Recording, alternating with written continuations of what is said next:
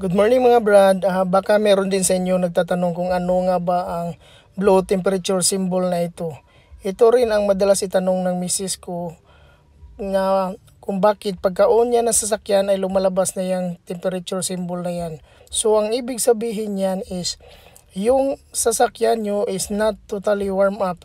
Hintayin nyo munang mawala yung blow symbol na yan bago nyo patakbuhin ang sasakyan.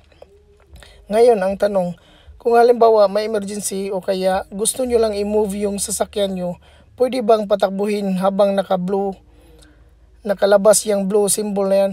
Yes, pwede. Basta't hindi lang yung iharurot yung sasakyan. Yan, wala na yung blow temperature. So, ibig sabihin pwede na natin gamitin yung sasakyan. At saka, alam nyo ba, yung symbol na yan ay hindi lang iisang kulay na blue.